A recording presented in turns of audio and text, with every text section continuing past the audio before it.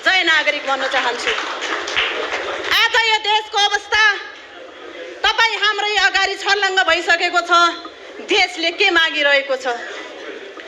वास्तविकता यो देश 34 वर्षसम्म यिनी दलाल नेता दलदलमा फसाएका नेताहरूले देशलाई एउटा दलदलको मार्गमा फसाइरहेको बेला अब त्यसमा हामी नेपालीहरूले मान्ने हुने छैन।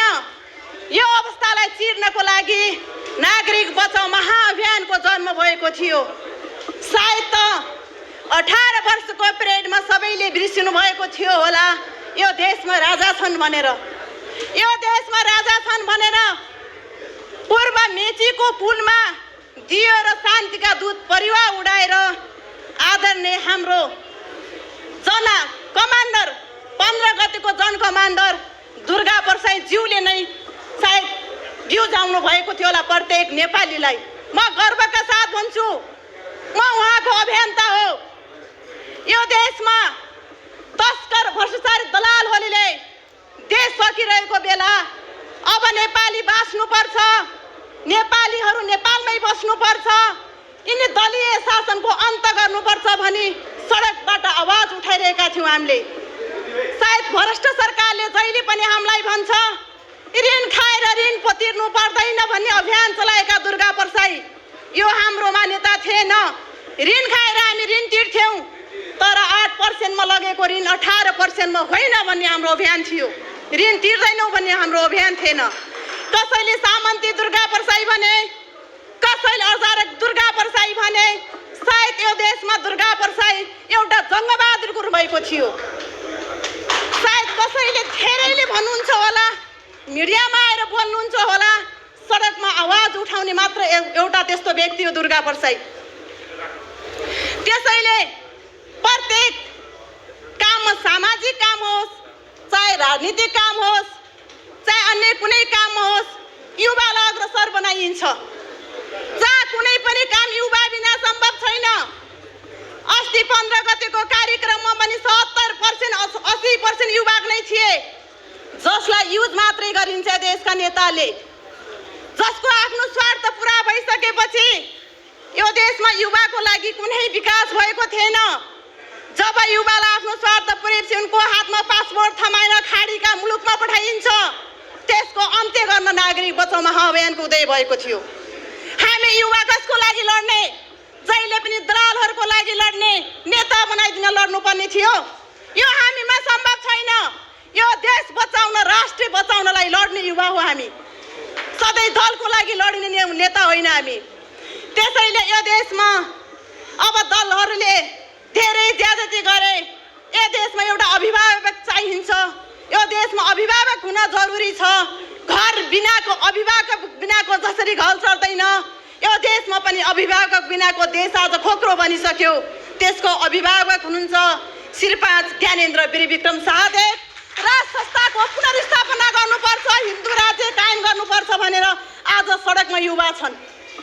कसैलाई नेता बन्ने इच्छाले आउनुभएको होला, नेता बन्न आउनुभएको भने गलत सोच्दै हुनुहुन्छ। यो राष्ट्र बनाउन आएको अभियान हो। जबसम्म हामी नेपाली लड्छौँ भने यो देशका लागि लड्छौँ। कुनै नेताको गुलामी गर्न लड्नेवाला छैनौँ। अब हामी लड्छौँ त आफ्नो नेपाल बचाउन लड्छौँ, आफ्ना भावी सन्तति बचाउन लड्छौँ।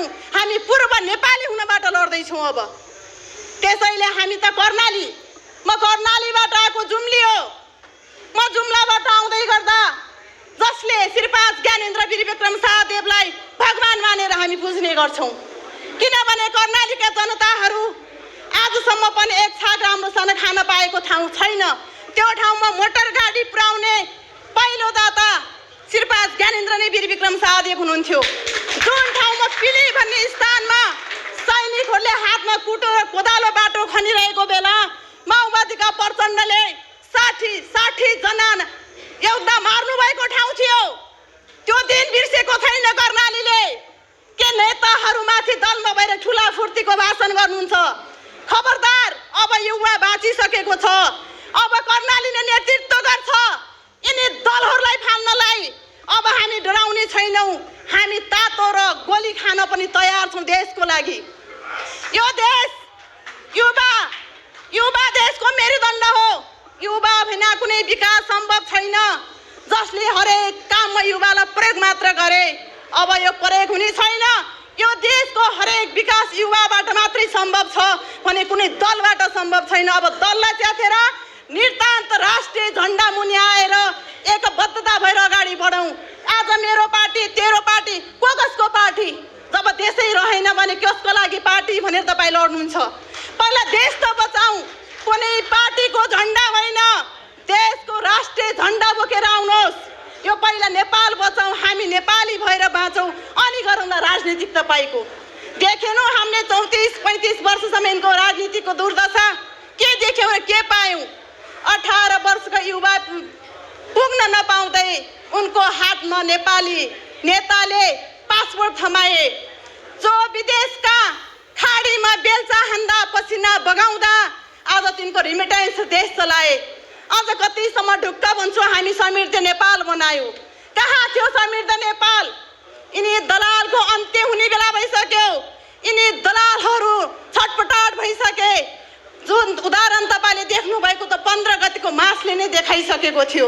अब युवाहरू त्यत्तिकै बस्नेवाला छैनन्। कुनै पार्टीको झोले भएर बस्नु पनि हुँदैन। यो देश बचाउन हामी एकजुट भएर लाग्नुहोस्। किन कसैले कसैलाई स्वीकार्न सक्नु भएको छैन तपाईँहरू? कसले के भन्छ?